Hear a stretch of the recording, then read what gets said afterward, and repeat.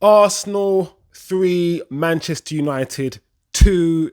And there you have it, guys. Arsenal have won. Yes, does it mean they are going to win the title? In my opinion, I think the title is Arsenal's to lose. It is. It is Arsenal's to lose at this stage. There is so much for us to talk about today. We're gonna get into the game. I'm a Man United. Woo, woo, woo. I'm a Man United fan, and we're gonna get into it.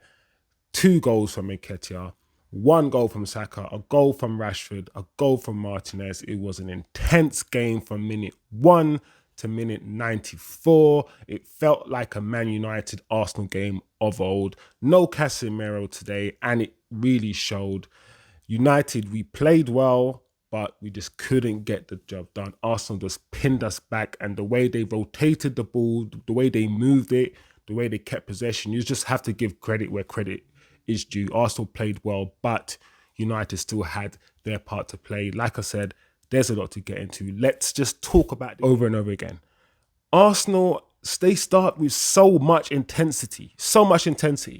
Like from minute 1, it's just bang. And that is just some sort of, Arteta's done something with all the players psychologically for everyone to be like that. That is good work. That is good management all around. The speed, there isn't that cohesion. And you can tell a difference between a team that's been coached for 4 years and a team that's been coached for only for 6 months, because Ten Hag's really only had these players for around 6-7 months.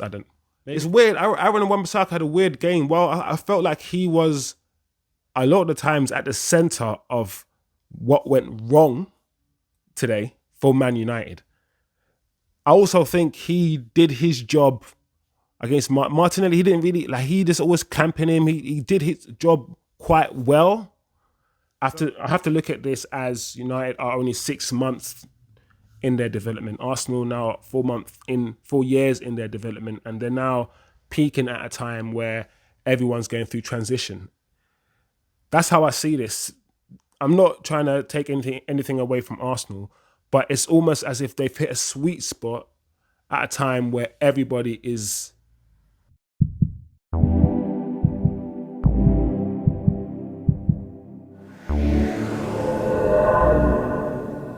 If you're not.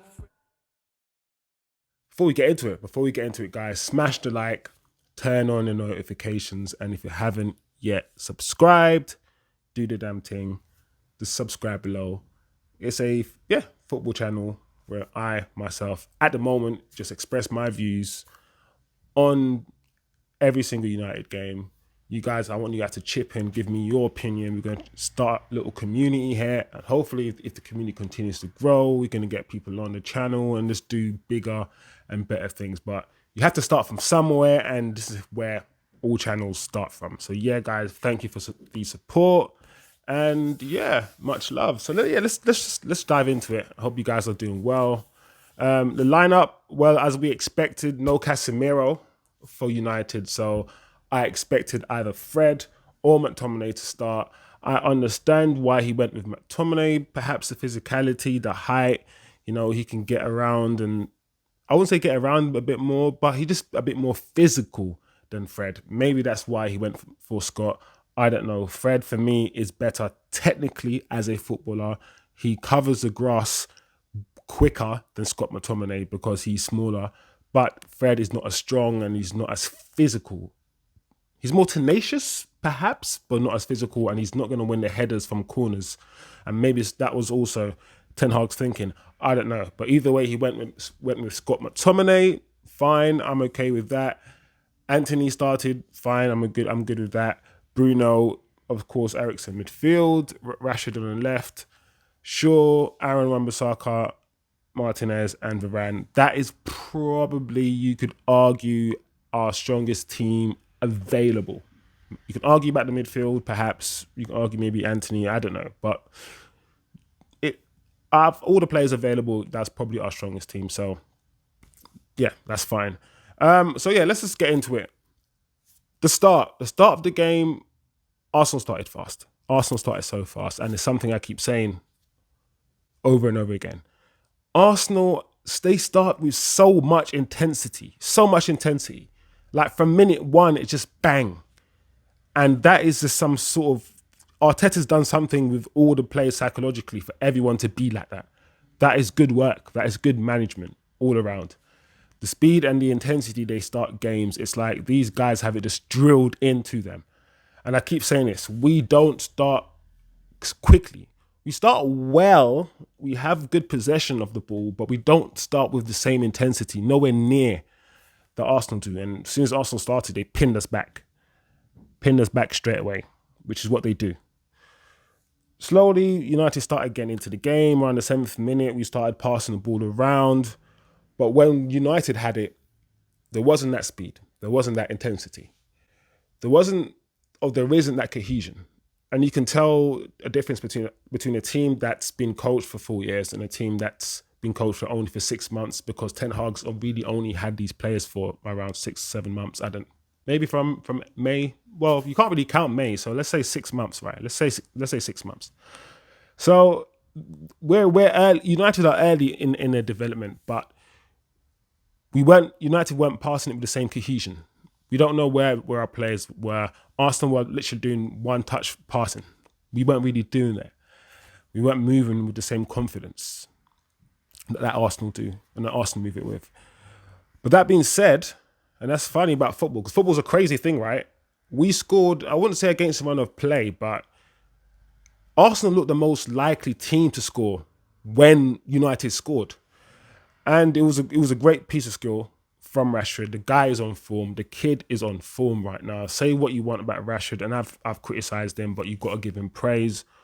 He's playing well right now. He's never going to be, for me, he's never going to be a player that plays well for 90 minutes, that affects the game for 90 minutes, like someone like a Messi or Neymar, those guys who are just always affecting the game all the time and just don't lose the ball. He's going to be a guy who's going to frustrate for 75 minutes, but come up with something for 15. I think that's always going to be he's always going to be that sort of player. So I'm just going to have to deal with that. That's not my type of footballer to watch, but every footballer is different. So, but what a goal, man. What a goal. It's a skill to get past flipping Partey, and the finish, the whip. Thing is he's got a very, very good shot with his right foot, right? It's very, very hard.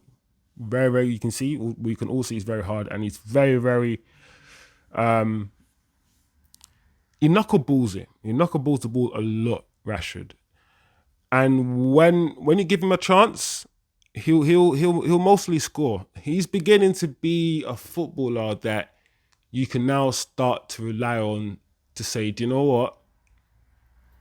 1-on-1 with the goalkeeper, I actually bet on him more times than I don't bet on him. Because before you could say that, you know what, I'm not Rashford 1-on-1 with the goalkeeper. I don't know. But now you're becoming more confident that this guy's shown me more types of finishes now. He's shown me he can smack the ball from 25 yards, but he's also heading the ball into the goal now without closing his eyes. He's also coming up with tap-ins like a number 9. So okay, Rashford, you're now starting to show me other things. So, and he's getting better. The kid's getting better. Continue to improve Rashford. That's all I'm saying.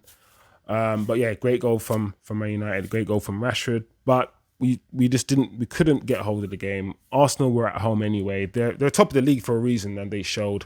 Odegaard were just bossing it around 20 minutes. Odegaard stepped into the midfield and just grabbed the game and he was just everywhere, just receiving the ball, and he would make certain passes here that even I didn't even see. I'll be watching the game and he would just turn or drop a shoulder and just do a pass through 2 players. I'm like, oh, okay, Odegaard.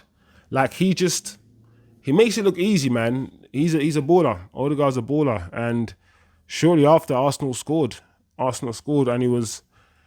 I know a lot of people are, I guess, blaming Aaron Wan-Bissaka for Nketia's goal, and I guess he was defending the corner and he's on that side, and Nketia's his man. So I guess you have to say that's your responsibility, Aaron. That's your guy. But yeah, it's just unfortunate that he just switched off, and I felt that a lot of the goals and a lot of the chances came from him and from his side. But at the same time, I also felt that he handled Martinelli quite well. Martinelli didn't really do much. So it's weird. Aaron Wan-Bissaka had a weird game. Well, I felt like he was a lot of the times at the center of what went wrong today for Man United. I also think he did his job against Martinelli. He didn't really, like, he just always camping him. He did his job quite well. So yeah, it's one of those games. But Nketia scored 1-0. Aaron Wan-Bissaka asleep at the back post. Arteta got booked and I'm glad he got booked. At the time, I didn't even know what was going on. I thought our player got booked, but what's Arteta doing? Arteta, just relax yourself, man. Like, you're not on the pitch, bro. Just settle yourself, fam. Like, I get it. He's trying to get United players booked. What a guy. So yeah, that was interesting, man. Just relax, Arteta. That's not cool. But yeah, like I said, United ended the half with good possession, but just too slow. Like I said, we were just too slow. We just had the ball, passed it back to De Gea. Then De Gea passed it to Martinez. He passed it to Shaw. Then passed it back to De Gea. Arsenal came back, pressed us. We couldn't, move into a different shape. We couldn't beat their press. And then De Gea hoofs it clear. Then we go again. And when we did manage to pin them back, eventually, we just moved the ball too slow. The way that they would move the ball from Martinelli to Saka quickly. Saka will have the ball, dribble, cut in, boom, to Martinelli. Switch sides, so we would just have to, our defensive structure would have to just shift as well to go back to go to Martinelli's side. And that's when that's how you score goals, right? You just keep moving people out of place to find gaps. You have to move the ball quickly to do that. And we just couldn't, we couldn't get the ball from Rashford to Anthony as quick as they got the ball from Saka to Martinelli. So, yeah, we had the ball. It was slow, ponderous. Second half started. Ben White came off for Tomiyasu. I assuming Arteta wanted to go on the front foot, take the initiative a bit more, and it worked. Why did Anthony get booked, guys? Like, for that tackle, for that little silly tackle. For me, that little booking that Anthony had, where he just literally just tripped the player with Bruno, actually. Why did the referee need to book that? I don't even understand why he got booking for that. Simple foul, in my opinion.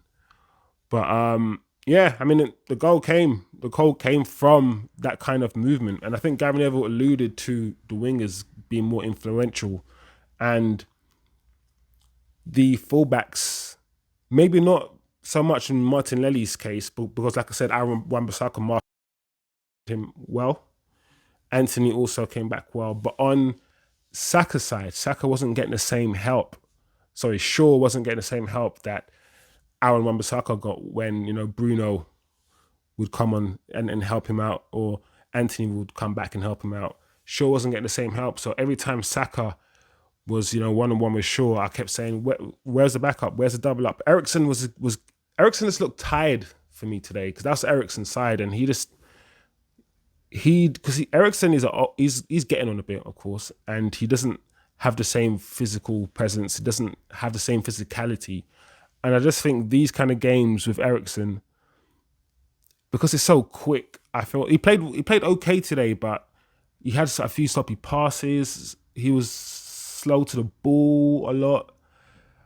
And I've been saying that for the past 3-4 weeks, Christian Eriksen his performances have dipped. He started badly, for the game against Brentford and whatnot.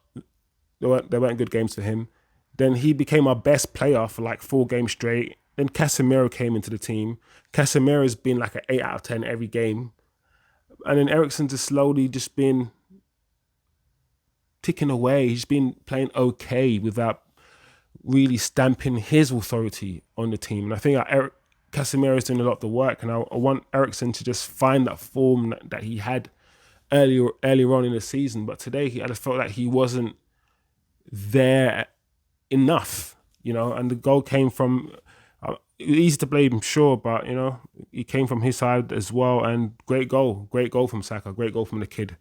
I don't always have, but I have this group chat, and my guys are always bigging up Saka and comparing Saka to Jadon Sancho all the time. I know people have to do it. I don't understand why those two get compared. They're both really good footballers, and I keep saying Saka is a really good footballer. If you're going to ask me who the better footballer is, I think Jadon Sancho is a better footballer than Saka.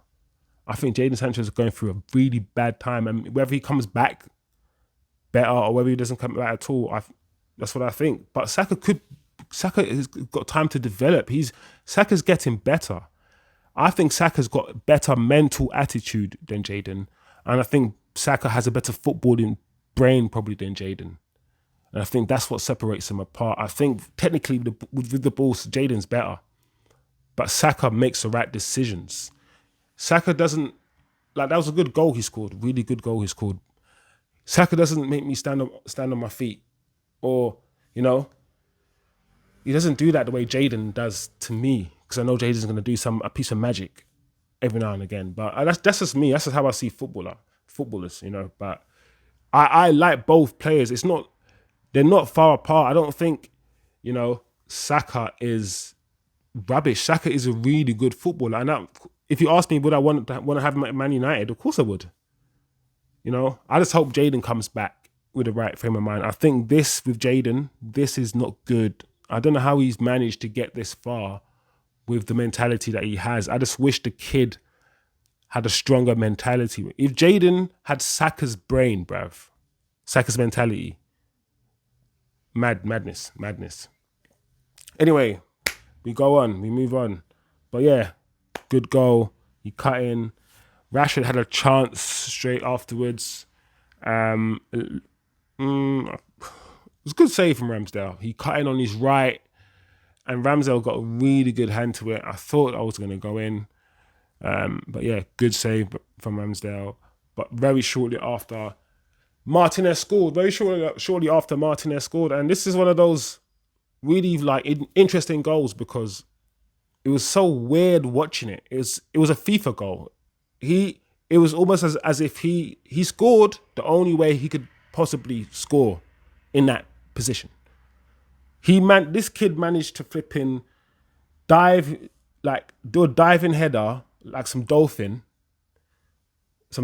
or some seal, and loop the ball with his diving header over the footballer who's standing on the line.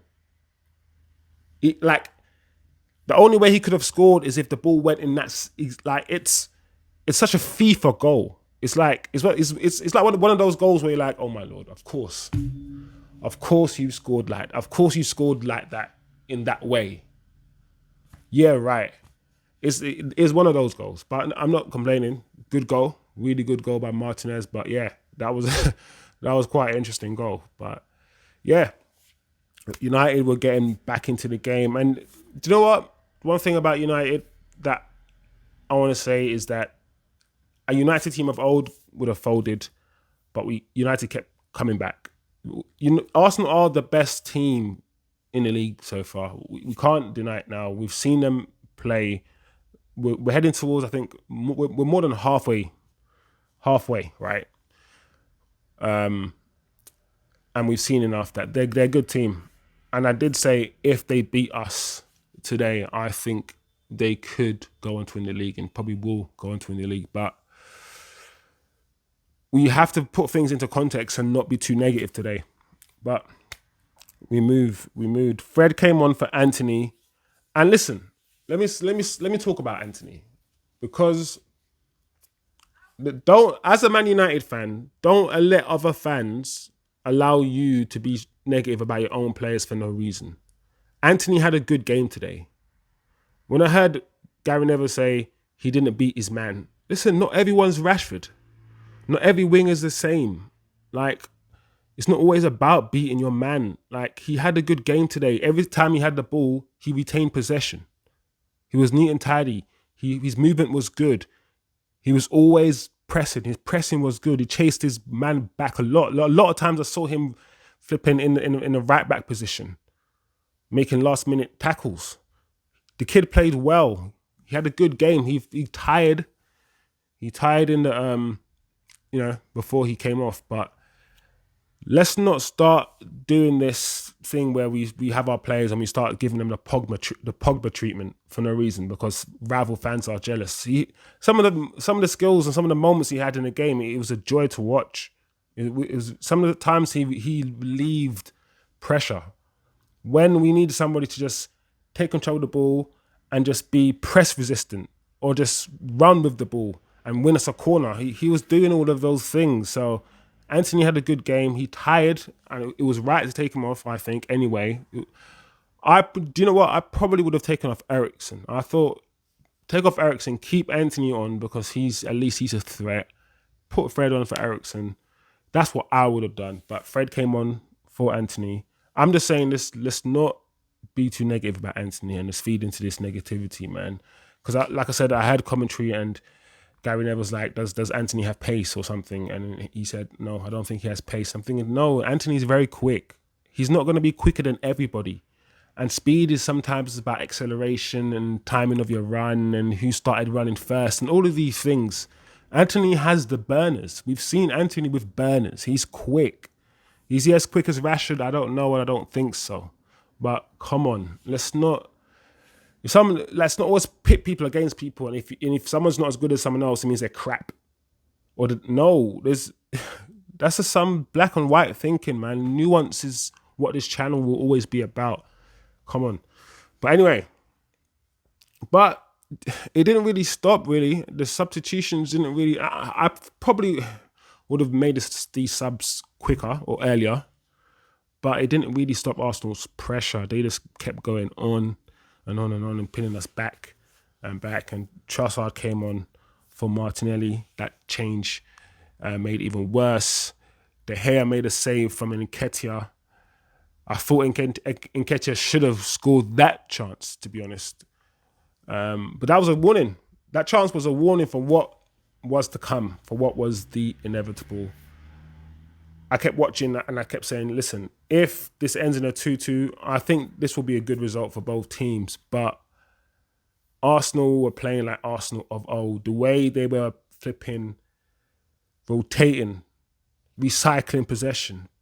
They were all making the right decisions and just pinning us back, and we booted it. They just flipping, got the ball again, recycled, back to the wingers, back to the midfielders, back to the wingers, to the midfielders, back in field, back to the defenders, back to the wingers, back to the striker. Hold the ball up, laid it off, midfielders, back to the rotating, recycling possession.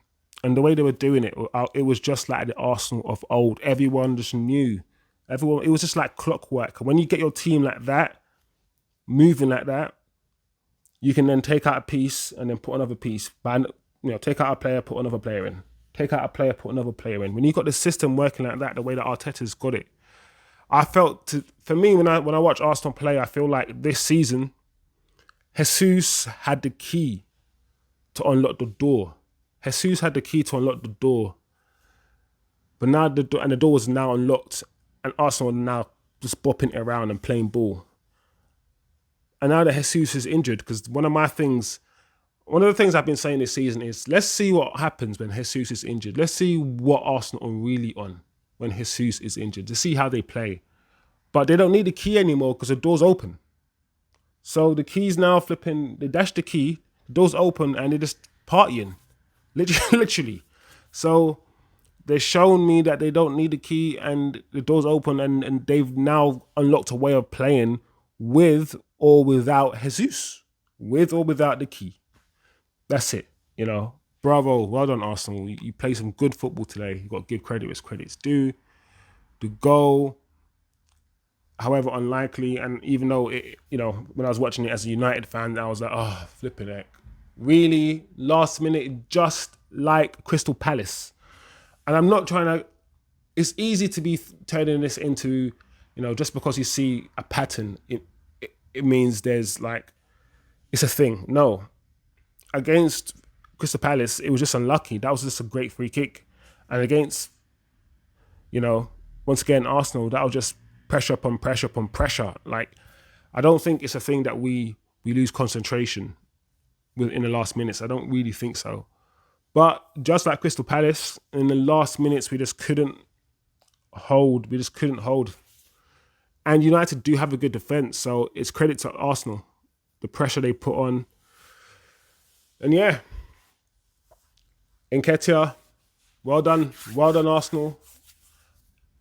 If I'm gonna be objective, I think Arsenal probably deserve to win the game. Based on how the game went, they had more possession, and of course, just because you have more possession doesn't mean you deserve to win the game. But I just think they put more pressure on us with the ball. They probably had. Did they have the bigger chances? You could argue they had the bigger chances. Rashford had a few chances, but we didn't have many. We didn't put many crosses in. I mean, we got a big man up front, but United didn't put any crosses in. Our wingers didn't do anything. I mean, Rashford scored. I can't say our wingers didn't do anything. And they did play well, but in a sense of providing for our striker, we don't know how to do that yet. Because Weghorst was actually dropping in deep and linking the play. He was doing that okay. He was doing that all right. But we just didn't provide for him. And it kind of shows because people complain about Martial not having many chances and Martial not scoring many goals. But look, we're not providing for Weghorst either. But it's one of those games where we are playing against the league leaders. So I have to put things into context. United are not there yet. I have to look at this as United are only 6 months in their development. Arsenal now are 4 years in their development, and they're now peaking at a time where everyone's going through transition. That's how I see this. I'm not trying to take anything away from Arsenal, but it's almost as if they've hit a sweet spot at a time where everybody is nowhere near a sweet spot. Not even Man City, because playing with Haaland changes the way Man City play. He doesn't get involved in the play like a Jesus or an Aguero might do. Nowhere near. So when you're playing with 10 men, Man City, when you have the ball, and you just got to get used to that. He's a different type of striker. And I think that is one, not the main problem, but at least one problem that I see with Man City. You got to play fluid football. You got to play with 11 men all the time. So Arsenal, I think Arsenal will probably win the league. I don't want them to, but they probably will win the league. Unlucky Man United, unlucky. No Casemiro, it showed. United still need better cohesion in the attack. We still play very off the cuff. When it comes to midfield, like I said, Casemiro was missed. We need better ball retention in the midfield. It showed today that as good as we think our players are, and our players are good, and we'll get better with better coaching under Ten Hag, we still need players who can retain the ball. And let's be honest, we all know this, and let's be frank. Bruno is not good when it comes to ball retention. He's not. Let's be honest, he's not. And today, Eriksen, and he has been for a while, he's been a bit sloppy. And Scott McTominay, I don't expect much from Scott McTominay. I think Scott McTominay has so much technical limitations that I'm done talking about Scott McTominay. He's not a Man United footballer. He isn't. So, yeah. And that's where we lost it. We just didn't have the midfield. Their midfield just dominated our midfield. And that's it. We just didn't retain possession of the ball. And we came, and that's it. And when we had the ball, because we did have the ball, let's be honest, we just didn't move it quick enough because we just don't have that midfield.